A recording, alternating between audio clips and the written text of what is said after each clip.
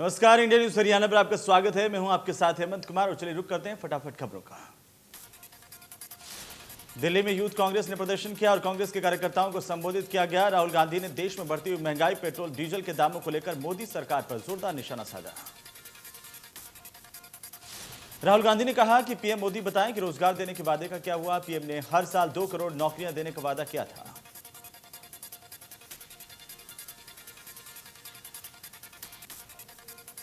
41 साल बाद Tokyo Olympic में पुरुष हॉकी टीम ने इतिहास रच दिया है। भारत ने जर्मनी को 5-4 से हरा करके ब्रॉन्ज मेडल जीता है। टीम इंडिया ने जबरदस्त वापसी करते हुए महज 2 मिनट में मैच को 5-4 की बढ़त पर ला दिया। जर्मनी ने मैच के पहले मिनट में ही गोल किया था। जर्मनी की ओर से तिमोर ऑरूज ने ये फील्ड गोल किया। भारत की जीत के हीरो सिमरनजीत सिंह रहे। उन्होंने सबसे ज्यादा 2 फील्ड गोल किए हैं। इसके अलावा हार्दिक सिंह, रुपिंदर पाल और हरमनप्रीत ने भी गोल दागे। 2016 में जूनियर वर्ल्ड कप जीत चुके हरमनप्रीत सिंह रियो ओलंपिक में भी टीम इंडिया का हिस्सा रहे हैं और जर्मनी के खिलाफ ब्रॉन्ज मेडल के एक मैच में भी हरमनप्रीत ने एक गोल दागा। 31 साल के डिफेंडर रुपिंदर को ड्रैग फ्लिकर भी बुलाया जाता है। इस बार के ओलंपिक में भी उन्होंने पेनल्टी कॉर्नर के दौरान टीम के लिए गोल दागा।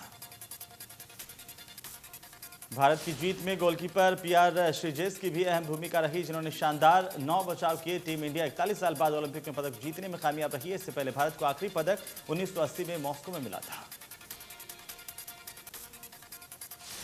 इस जीत पर राष्ट्रपति रामनाथ कोविंद ने हॉकी में ओलंपिक पदक की जीत के लिए ट्वीट कर बधाई दी। लिखा, टीम ने जीतने के लिए असाधारण कौशल, लचीलापन और दृढ़ संकल्प दिखाया। ऐतिहासिक जीत हॉकी में एक नए युग की शुरुआत करेगी।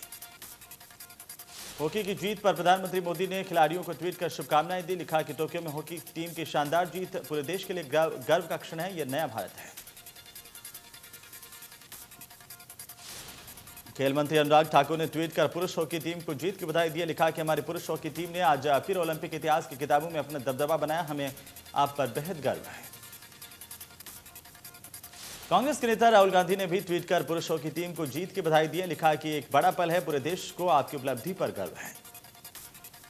हरियाणा के राज्यपाल बंडारू दत्तात्रेय ने ट्वीट कर पुरुष हॉकी टीम को जीत की बधाई दी। लिखा, आपकी लगन का महान परिणाम है।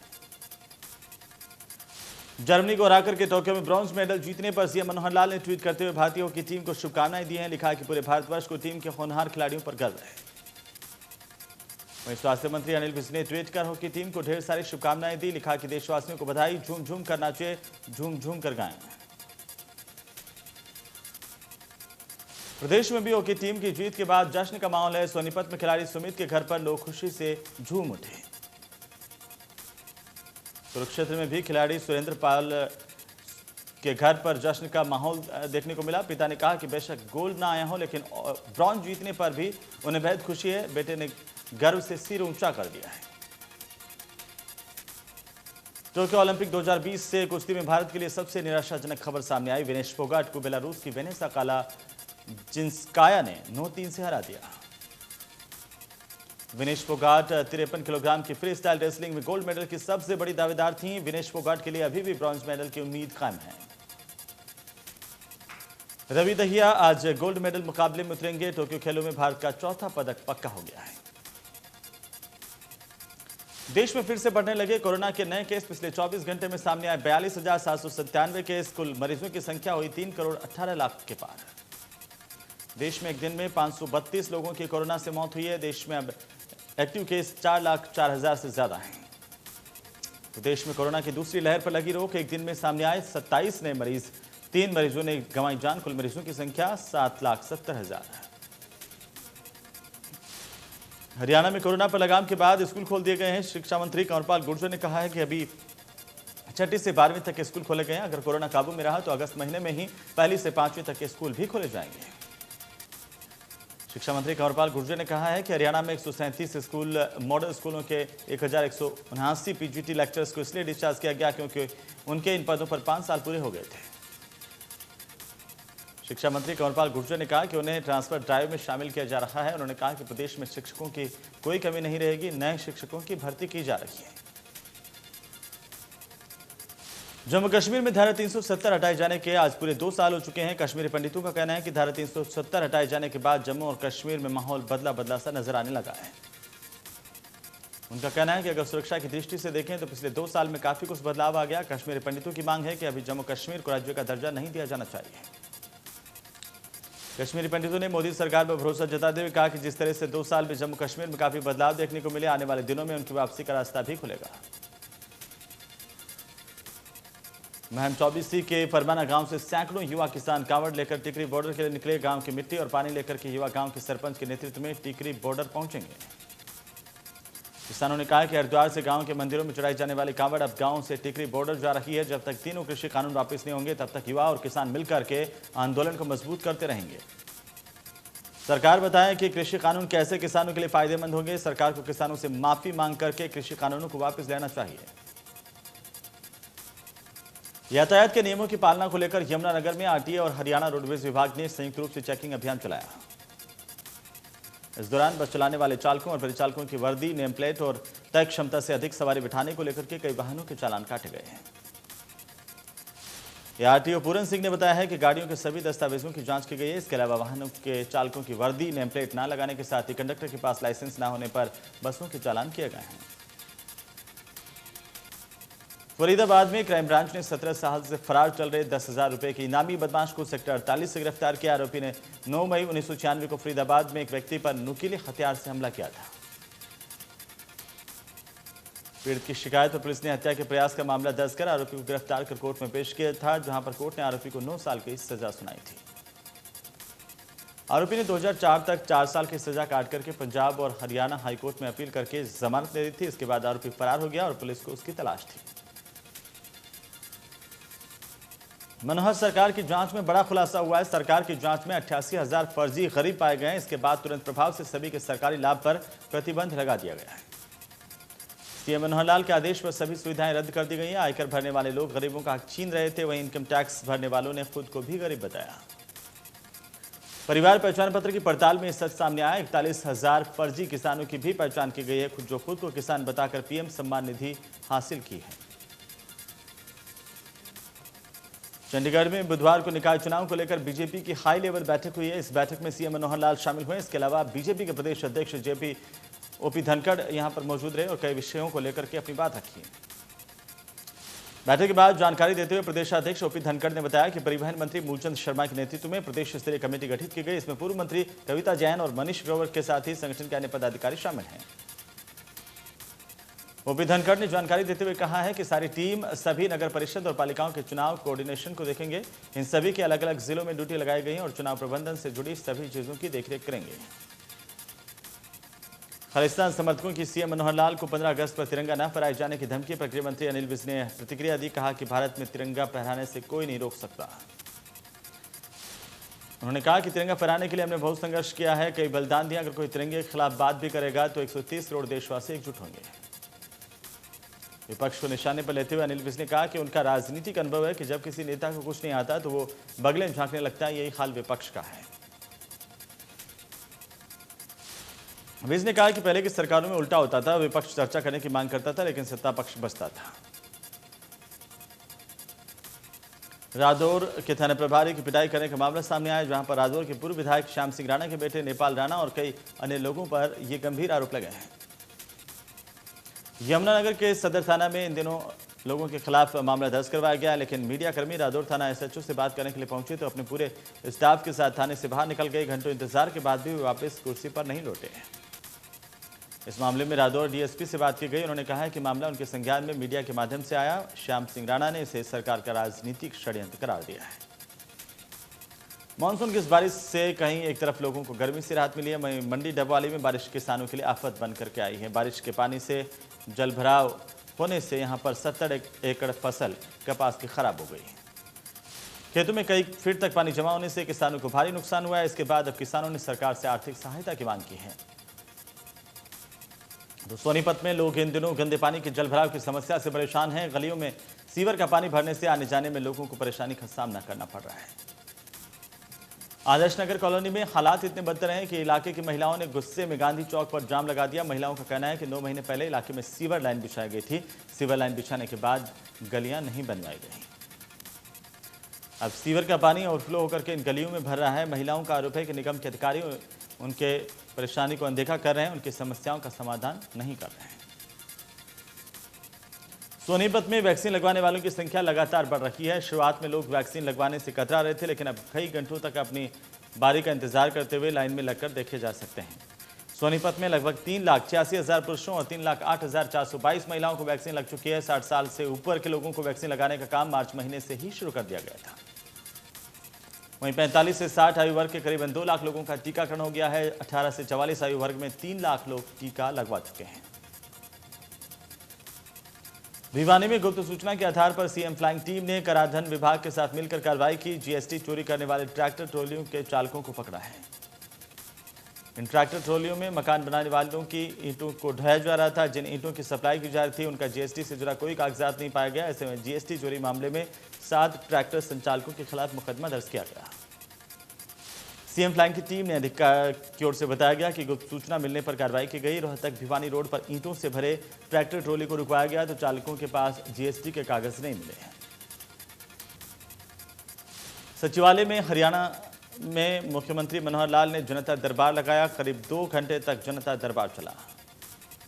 जनता दरबार में लोगों ने अपनी समस्याएं रखी और इस दौरान कई विभागों के अधिकारी मौजूद रहे। हरियाणा में डायल 112 इमरजेंसी नंबर के शुरू होने से 5 घंटे शुरू होने के बाद स्टेट कंट्रोल रूम में पूरे हरियाणा से 2,17,754 कॉल आई। एक रिकॉर्ड के मुताबिक इन लोगों को कॉल करने के 20 मिनट में मदद पहुंचाई गई। पुलिस रिकॉर्ड के मुताबिक अब तक आई लाखों कॉल्स में से सिर्फ 31,717 कॉल्स उन लोगों की है जिन्होंने मदद मांगी। कंट्रोल रूम में कॉल आने के बाद 25,826 जगहों पर डायल 112 की टीम मौके पर गई। यहां पर आई कॉल में 23,924 मामले ऐसे थे जिन्होंने पुलिस की मदद की दरकार थी। सिस्टम के जरिए 2,836 लोगों को एम्बुलेंस सर्विस उपलब्ध करवाई गई, जबकि 241 मामले फायर ब्रिगेड से जुड़े हुए सामने आए। सीएम मनोहर लाल, गृहमंत्री अनिल विज ने बीते 12 जुलाई को प्रोजेक्ट की शुरुआत की थी। प्रदेश में 18 और 19 अगस्त को सभी राशन डिपो पर अन्नपूर्णा उत्सव का आयोजन करने का फैसला किया गया है। मुख्यमंत्री ने ट्वीट कर जानकारी दी। इस उत्सव के दौरान प्रधानमंत्री गरीब कल्याण योजना के तहत करीब 10,000 राशन डिपो पर लगभग 68 लाख थैलों में राशन दिया जाएगा। अंबाला के पूर्व मेयर रमेश मल के भाई समाजसेवी गुरनाम मल का निधन हो गया। गुरनाम मल के अंतिम संस्कार के मौके पर अंबाला की मेयर शक्ति रानी शर्मा पहुंची। इस मौके पर मेयर शक्ति रानी शर्मा ने समाजसेवी गुरनाम मल के परिवार को ढांढस बंधाया। मेयर शक्ति रानी शर्मा ने कहा है कि गुरनाम मल समाज सेवा में बढ़ चढ़कर हिस्सा लेते रहें और इस दुख की इस घड़ी में उनका परिवार और पूरी टीम मल परिवार के साथ खड़ी है। यमुना का जलस्तर बढ़ने से यमुना के किनारे बसे घरों पर आफत आ गई। सैकड़ों एकड़ फसलें नष्ट हो गई। 28 जुलाई को हथिनीकुंड बैराज से 1,32,000 क्यूसेक पानी छोड़ा गया। बसंतपुर कॉलोनी के लोग काफी चिंता में हैं और साथ ही साथ उनका कहना है कि प्रशासन की तरफ से उन्हें कोई सहायता और सहयोग नहीं मिला है। हम मरे या जिए, अधिकारियों को कोई सुध नहीं है। फरीदाबाद में प्रशासन की ओर से ज्यादा पौधे लगाने की अपील की जा रही है। नए डीसी जितेंद्र यादव ने कहा कि चाहे 2 ही पौधे लगाएं, लेकिन उनकी 2 साल तक देखभाल जरूर करें। उन्होंने कहा कि सरकार ने फरीदाबाद का जो दायित्व उनको दिया उसके लिए वे मुख्यमंत्री का धन्यवाद करते हैं। जिले में जो भी बेस्ट पॉसिबल होगा उसको किया जाएगा। डीसी जितेंद्र यादव सेक्टर 12 में कार्यक्रम के तहत युवाओं के साथ पौधारोपण कर रहे थे। इस मौके पर उनके साथ जिले के युवाओं ने बढ़ चढ़कर हिस्सा लिया और ज्यादा से ज्यादा पौधे लगा करके उनकी देखभाल करने की बात कही है। नानोल के रेवाड़ी रोड स्थित कैलाश नगर मोहल्ले में चोरों की ओर से घर में चोरी की वारदात को अंजाम दिया गया। चोरों के आने की सूचना सीसीटीवी में कैद हुई है। घर के खिड़की की जाली तोड़कर चोर घर में प्रवेश कर गए और घर में रखे सामान को इधर उधर करते हुए कीमती सामान चुरा करके फरार हो गए। हरियाणवी डांसर और उसके साथियों की ओर से प्रताड़ित करने का आरोप लगा है कि युवक ने जहर खाकर इसके बाद सुसाइड कर लिया। मृतक युवक के परिजनों ने हरियाणवी डांसर द्वारा पैसे मांगने कर समझौता करने के आरोप लगाए थे। इसके बाद युवक ने जहर खाकर आत्महत्या कर ली। शिवकुंड में नहाने आए मां बेटे की सड़क हादसे में दर्दनाक मौत हुई है। मृतक फरीदाबाद के चाचा चौक का रहने वाला है और डंपर की चपेट में आने से यह बड़ा हादसा हुआ। सोहना पुलिस मौके पर पहुंची। दोनों के शव को सोहना के पोस्टमार्टम हाउस में रखवाया गया। पुलिस ने परिजनों के बयान लेकर डंपर चालक के खिलाफ मुकदमा दर्ज किया है।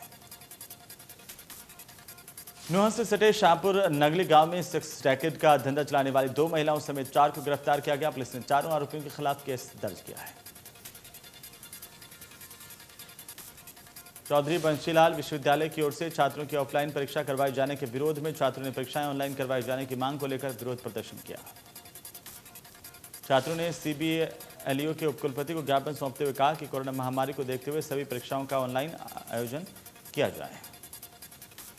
उन्होंने कहा कि ऑनलाइन परीक्षा से बच्चे कोरोना महामारी से बच सकते हैं। प्रथम सेमेस्टर की परीक्षाएं ऑनलाइन हुई हैं और इसी प्रकार द्वितीय और तृतीय वर्ष के विद्यार्थियों की भी परीक्षाएं ऑनलाइन करवाई जानी चाहिए। इससे विद्यार्थी कोरोना की चपेट में आने से बच पाएंगे। जिला प्रशासन और JJP यूथ की ओर से क्रिकेट मैच का आयोजन किया गया। इसमें मुख्य अतिथि के तौर पर फरीदाबाद के नगर निगम कमिश्नर यशपाल यादव ने टॉस करके शुरुआत की। निगम कमिश्नर यशपाल यादव ने भी क्रिकेट मैच में जिला प्रशासन की तरफ से अपनी पारी खेली। मैच खत्म होने के बाद यादव ने बताया कि मानसिक तनाव और शारीरिक चुस्ती फुर्ती के लिए जीवन में खेल का होना बहुत जरूरी है।